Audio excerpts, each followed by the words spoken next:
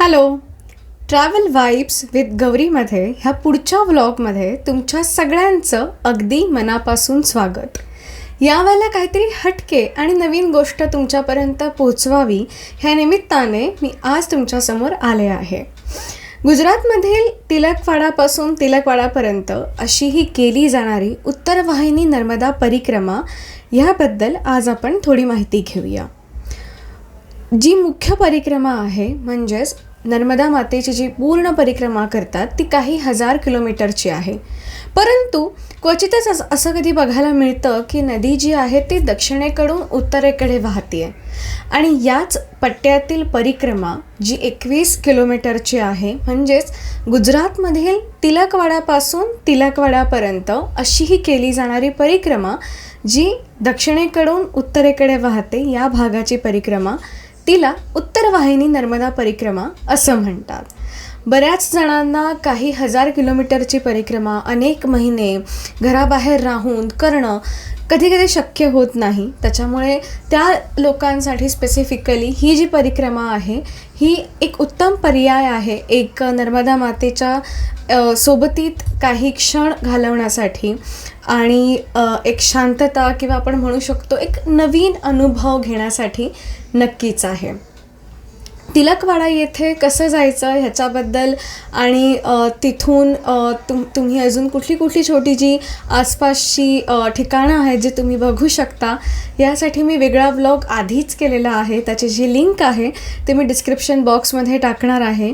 या वर्षींच्या तारखांमध्ये बघायला झालं तर यावर्षी 19 मार्चपासून पुढील महिन्यातील म्हणजेच एप्रिलमधील 17 तारखेपर्यंत तुम्ही ही परिक्रमा पूर्ण करू शकता. म्हणजेच तुमच्याकडे पूर्ण जवळजवळ 1 महिन्यांचा कालावधी असतो ही परिक्रमा पूर्ण करण्यासाठी. आता रस्त्याचा विचार करायला गेलं तर बऱ्यापैकी रस्ता जो आहे तो प्लेन आहे म्हणजे सपाट आहे. पहिले काही किलोमीटर झाल्यानंतर तुम्ही अक्षरशः नदीच्या पात्रांमध्ये उतरता. पाणी कमी असल्यामुळे तुम्हाला आरामात नर्मदा मैयाला आपल्या उजव्या हाताला ठेवून चालता येतं. रेंगण ह्या गावापाशी आल्यानंतर तिथे तुम्हाला दुसऱ्या तीरावरती म्हणजेच पलीकडच्या तीरावरती नेण्यासाठी तिकडे बोटी उपलब्ध असतात. अक्षरशः उत्तम सुविधा केलेली असते. अगदी गर्दी जरी असेल तरी तिकडे मोठं पंडाल सरकारच्या वतीने तिथे अरेंज केलं जातं. त्याच्यामुळे उन्हाचा जो त्रास आहे तो काही अंशी कमी व्हायला तिथे मदत होते. पलीकडच्या तीरावरती गेल्यावरती रामपुरा हे गाव लागतं आणि मग तिथून अक्षरशः टार रोड आहे. जवळजवळ तुम्ही तिथे जे आश्रम आहेत तिथपर्यंत येईपर्यंत जो टार रोड आहे तो आहे.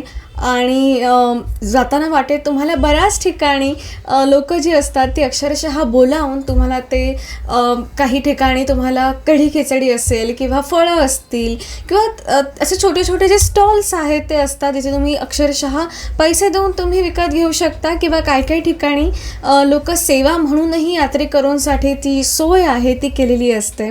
त्याच्यामुळे या गोष्टींचा तुम्ही तिकडे उपयोग जो आहे तो तुम्ही करू शकता.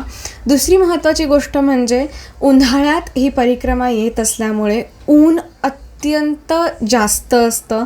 त्याच्यामुळे उन्हापासून बचाव करण्यासाठी टोपी म्हणा किंवा स्कार्फ म्हणा ह्या गोष्टी सतत तुम्ही डोक्यावरती काही ना काहीतरी कव्हर केलं पाहिजे. दुसरं म्हणजे ORS तुम्ही तुमच्याजवळ ठेवा कारण की उन्हाचा जो तडाखा आहे गुजरातमधील ड्राय क्लायमेटमुळे तर तुम्हाला खूप जाणवतो. त्याच्यामुळे या गोष्टींची जी जबाबदारी आहे एक आपण म्हणू शकतो की काळजी जी आहे ती तुम्ही नक्की घेतली पाहिजे. परत आल्यानंतर तिकडे या ठिकाणी जसं तुम्ही आपण बघितलं की तिकडे बोटी असतात.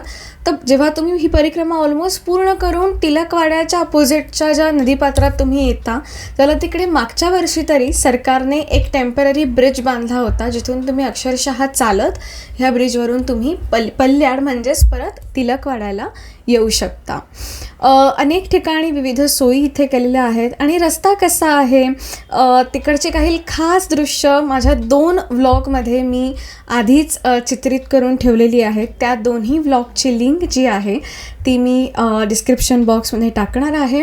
आणि सोबतच जवळ आपण म्हणू शकतो की सरदार वल्लभभाई पटेल यांचा पुतळा देखील आहे. त्याच्यामुळे एक 3-4 दिवसांसाठी काहीतरी छान एक तुम्हाला ट्रिप कम एक रिलिजियस टूर करायची असेल तर हा नक्कीच एक चांगला पर्याय तुमच्याजवळ उपलब्ध आहे. अधिक माहिती हवी असेल तर माझा मागचा व्लॉग नक्की बघा. आणि नर्मदा मैया की जय. पुन्हा येईन मी काही नवीन माहिती घेऊन नक्कीच ट्रॅव्हल वाईब्स विथ गौरी या माझ्या व्लॉगमध्ये. तोपर्यंत धन्यवाद.